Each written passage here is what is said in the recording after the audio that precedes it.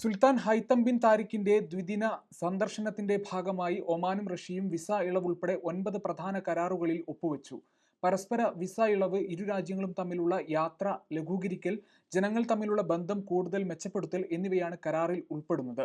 ഉഭയകക്ഷി വ്യാപാരം, നിക്ഷേപം, സാങ്കേതിക സഹകരണം എന്നിവ മെച്ചപ്പെടുത്താൻ ലക്ഷ്യമിടുന്ന സംയുക്ത സാമ്പത്തിക സമിതിക്ക് അടിത്തറ പാകുന്ന ഒരു സാമ്പത്തിക സാങ്കേതിക സഹകരണ പ്രോട്ടോക്കോളും ഒപ്പുവെച്ചു. കൂടാതെ ഒമാൻ റഷ്യ ബന്ധങ്ങളുടെ വളരുന്ന ആഴവും വ്യാപ്തിയും പ്രതിഫലിപ്പിക്കുന്ന വിവിധ മേഖലകളിലായി 9 ധാരണാപത്രങ്ങളിൽ ഒപ്പിട്ടു. കാലാവസ്ഥാ വ്യതിയാനം, ഗതാഗതം, കള്ളപ്പണം വെളുപ്പിക്കൽ, തീവ്രവാദ ധനസഹായം എന്നിവയ്ക്കെതിരായ പോരാട്ടം, മത്സ്യബന്ധന മേഖലാ വികസനം എന്നിവ ഇതിൽ ഉൾപ്പെടുന്നു. ഒമാനി റഷ്യൻ നയതന്ത്ര അക്കാദമികൾ തമ്മിലുള്ള പങ്കാളിത്തം ഉൾപ്പെടെ മാധ്യമം, വിവര കൈമാറ്റം, നയതന്ത്ര പരിശീലനം എന്നിവയിലെ ബന്ധം ശക്തിപ്പെടുത്തുന്നതിനുള്ള കരാറുകളിലുമെത്തി.